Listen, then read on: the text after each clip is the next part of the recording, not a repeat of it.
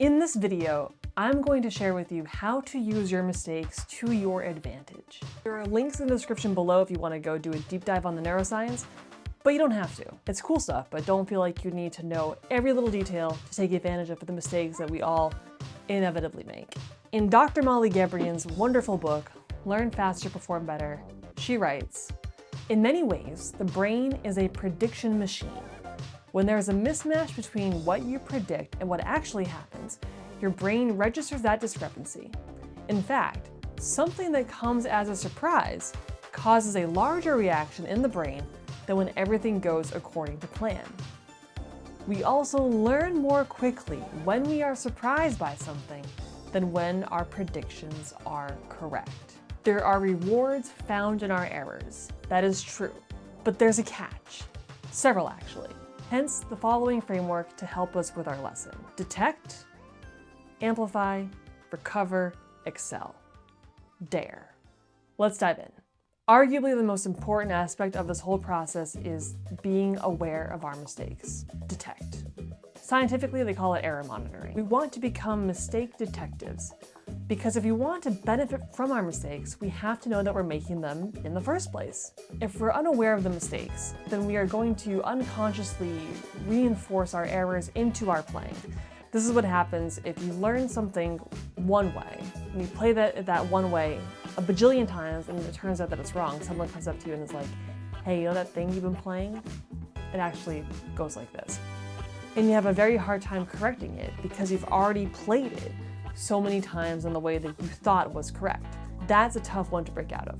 However, if you're aware of your mistakes in the first place, you can catch them more quickly and you can adjust on the fly. That's called error monitoring. This is why I tell you, and every guitar teacher tells you, don't practice mindlessly. When you're not paying attention to what you're doing, you are so much more likely to make a mistake in the first place. And then on the backside of that, if you're not paying attention to the mistake, you're going to end up reinforcing it into your playing. And that is something that we do not want to happen. I don't want that to happen to you because you end up taking what could have been a one-time mistake and turning it into a much longer bad habit. So the next time you're practicing, don't just, sit around and talk about the old times. So next time you're practicing, don't just sit there and do.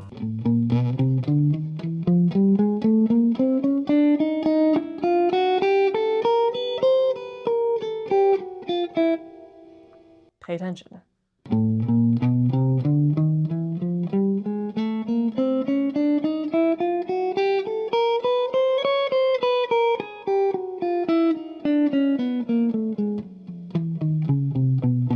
Doesn't mean that you can't be relaxed. You want to be relaxed, but you also don't want to just sit there and muck about if you want to practice.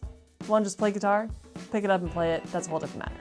I was going to do an example of staring at my phone, but my phone's my camera, so I can't be like playing my guitar and then look at the phone. But definitely don't do that. Now that we are all mistake detectives, let's move on to the next letter of our framework. Amplify. And amplify is the perfect word for many reasons. We could use acknowledge, we could use accept, but I like amplify because I think it captures a lot about the guitar. Plus we use amplifiers. If you don't use your amplifier, use it. Get a headphone amp if you need to. Playing plugged in literally and metaphorically amplifies your mistakes. Now, amplifying our mistakes isn't about making more of them or making them deliberately, though that there are studies that show that that's a whole thing you can do, but that's for another conversation. It's about becoming okay with our mistakes in the first place because we're going to make them anyway. This is called error encouragement. I had a voice teacher who always said, if you're gonna make a mistake, make it loud and you won't make it again. And he was right. I wouldn't make that same mistake again if I made it loud enough. I'd make other ones, but that's part of the process. Same goes with the guitar. If you're able to clearly hear what you're doing wrong and you aren't shy about it, you're less likely to make that same mistake again. Again, you might make other ones. That's gonna happen. But if you allow yourself to be okay with making the mistakes, you will benefit from them. Some of us are a lot better at dealing with mistakes than others are, and there's a variety of reasons for that. A lot of it comes from school, a lot of it comes from our family life, whatever the case may be. So I'm sorry if you have a harder time with this than someone else might, but you can still get there. I promise if you're patient with yourself and encouraging and amplify your mistakes, you will be able to overcome and work through that self-flagellation that is so second nature to you. And when we don't want to make mistakes, it's impossible to avoid them. Ask any musician you know, they will tell you they've never had a perfect performance. It just doesn't exist. Even the people that you think are the most amazing will tell you, no, I messed up here, here, here, here, and here. Error encouragement doesn't mean not to aim for a clean performance. It means to be okay with your mistakes. I want you to be able to play whatever you want to play. I want that for myself as well. Mistakes are inevitable. Beating ourselves up about them is optional and not beneficial to learning from them in the first place. In 2016, Dr. Janet Metcalf of Columbia University published her paper titled "Learning from Errors." And this is a direct quote from it. Experimental investigations indicate that errorful learning, followed by corrective feedback, is beneficial to learning. Interestingly, the beneficial effects are particularly salient when individuals strongly believe that their error is correct. Errors committed with high confidence are corrected more readily than low confidence errors. Corrective feedback, including analysis of the reasoning leading up to the mistake, is crucial. So amplifying your mistakes, playing them louder, playing them proudly, is a positive benefit to you because it will then allow you to learn from them faster than you would if you were just kind of like, about them. No, be bold, be proud, be loud. Amplify those mistakes. And now that we are detectives of our amplified mistakes, let's move on to the R portion. Recovery. There are all kinds of stories of musicians making mistakes and then recovering from them. And if you improvise, this is a crucial step. You have to be able to recover because you're going to make mistakes. I make them all the time. Be it phrasing, be it rhythmic, be it idea development, be it whatever it is. There are so many times when I want to be like, guys, stop, we gotta stop, I made too many mistakes. But no, we can't actually do that in a performance setting, so we just let it go. We recover and we turn our little oops into something awesome. Now, obvious question with an obvious answer, how do we keep going? The simple answer is don't stop. Now, this only applies, this is really, really important, this only applies in a performance setting or in a practice performance setting, rehearsal, whatever. If you're learning something new, you want to correct the mistakes because you don't want to reinforce the bad pathways. You want to reinforce the good pathways. So if you're having a hard time with something, play it until you get it 5 times in a row.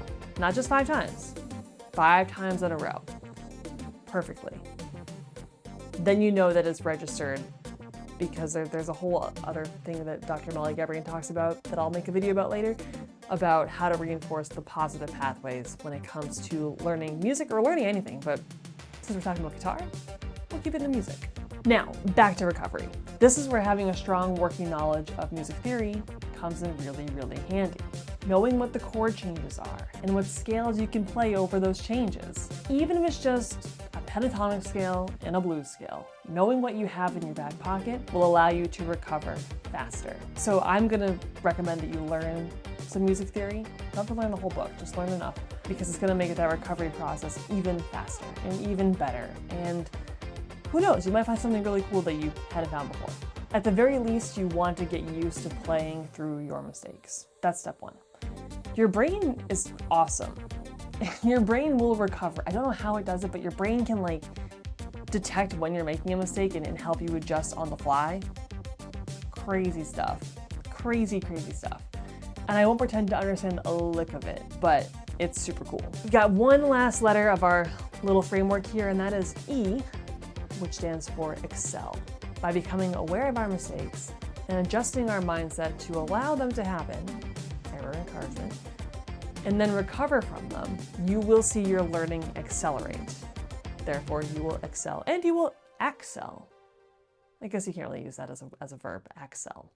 But you will excel for sure. These skills translate, and that's the beauty about this DARE framework, is that it applies not to just one thing that you do, but to all the things that you do, and they all will reinforce each other over time. And hopefully, it will just make your musical life feel a little bit lighter, because we call it playing music for a reason. Yes, there is some heavy lifting to be done, but generally speaking, it's a fun thing to do. And so I hope that you can use this mindset, if nothing else, to have a little more fun with your playing and to not beat yourself up so much, because I think one of the biggest differences between people who think that they're a good player and people who think that they are not a good player, who are actually good players, is that acceptance of the mistakes. That conviction of your playing makes a huge difference. And so hopefully this little tactic, this little framework will help you do that. And you can download the PDF of it in a link below. Your mistakes become more like a map than a mishap. They show you what you need to work on, not what you want to avoid. Because if you keep avoiding them, you're not going to see them magically get better. You have to go and take care of them. But you can do it in a way that is not harmful to your well-being. So thank you so much for watching. I hope this makes sense. I hope it was helpful. Drop a line in the comments below if you have any questions, or reach out to me directly. There's a link in the description to do that as well. And I will see you in the next one. Thank you so much for watching, and I'll see you again real soon.